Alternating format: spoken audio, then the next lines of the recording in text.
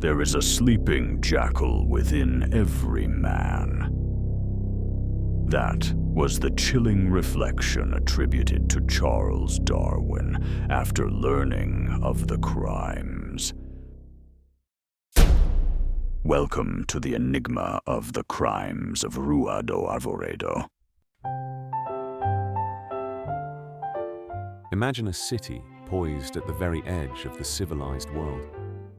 The year is 1863. Porto Alegre, then the provincial capital of Brazil's southernmost reaches, was a realm of violent contrasts. On one side, the elite sought to emulate the glittering salons of Paris, adorning themselves in European fashions, speaking of refinement and progress.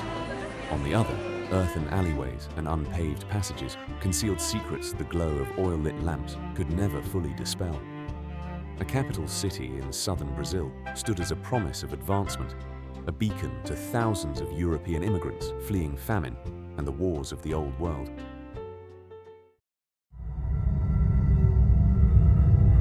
Driven by greed and the promise of easy profit, José Ramos, a former police officer, Catarina Palse, a Hungarian immigrant, and Carlos Klausner, the owner of a butcher shop on Bridge Street, formed a chilling criminal partnership. Catarina lured unsuspecting men into private meetings at the shadowy Opera Alley, then guided them to the couple's home. There, the victims were robbed, murdered, and dismembered.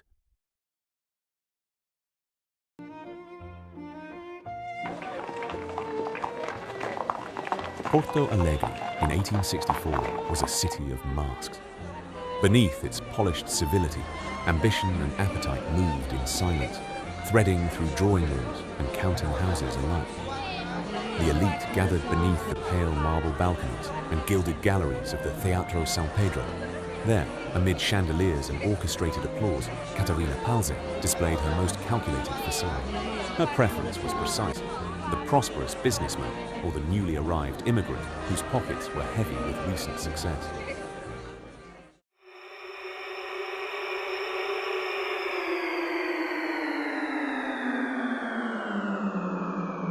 As fear of discovery began to grow, Klausner attempted to distance himself from the scheme, telling Ramos he was unhappy in Porto Alegre and intended to leave for Uruguay. Ramos saw through the ruse. Realizing he was about to lose a crucial accomplice, he murdered Klausner as well, disposing of his body in the cellar and quietly taking control of the butcher shop. The final victims included Januario Martins, a prosperous Portuguese merchant, and José Ignacio de Souza Avila, a traveling salesman who was rarely seen without his small black dog.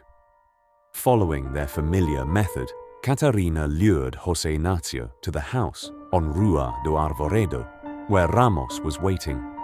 The crime unfolded as before. Outside, the loyal dog remained at the doorway, waiting patiently for a master who would never return. José Ramos confronted an obstacle as old as murder itself: the body. Corpses are cumbersome. They resist concealment. The dead do not obligingly fade into the earth. Through a shadowed alliance with a local butcher, Carlos Klausner, the cellar of the residence on Rua do Arvoredo in Porto Alegre, was remade.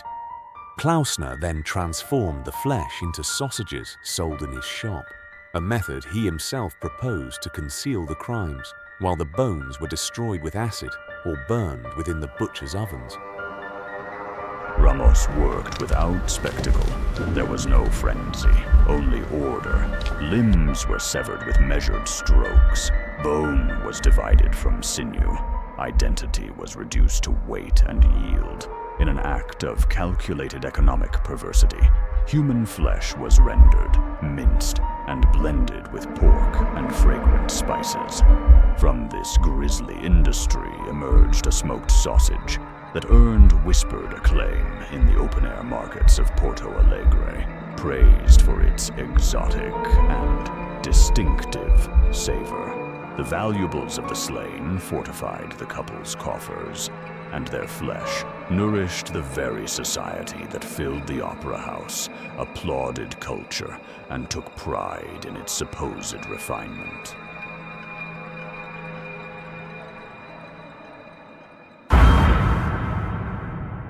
The house of cards began to falter with the disappearance of José Ignacio de Sousa Avila.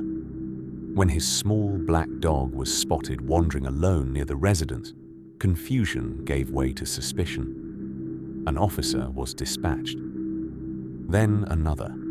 At last, they resolved to knock upon the door. José Ramos greeted them with measured restraint, his composure strained but intact. Catarina summoned her customary charm, her voice low and velvety, her expression untroubled. Yet witnesses would later recall something else. An odor, seeping through the fissures of the floorboards, curling into the air like an accusation. It was, in its own dreadful fashion, a confession without language. And when the officers descended into the cellar, they uncovered what official documents would come to describe as a slaughterhouse of souls.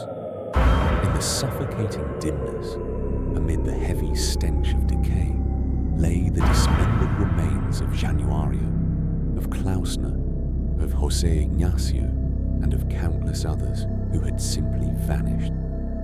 The refinement of Porto Alegre, its theatres, its manners, its cultivated pride, was stripped bare, revealing a commerce of horror thriving beneath its polished exterior. José Ramos was convicted of robbery murder and initially sentenced to death by hanging. The sentence, however, was later commuted to life imprisonment. He spent his final years confined at the Santa Casa de Misericordia, where he denied the crimes until his death in 1893.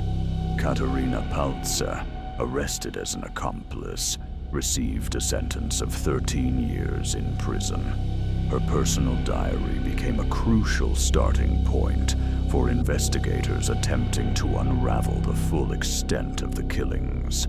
The official case files of the crimes of Rua do Arvoredo are preserved today in the National Archives in Rio de Janeiro. Yet the record remains incomplete.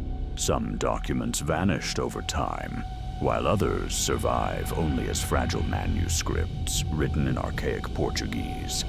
What remains certain is that the crimes did occur, but the most infamous accusation, that human flesh was turned into sausages, was never definitively proven. The evidence eroded by time, lost records, and the limitations of the investigation itself.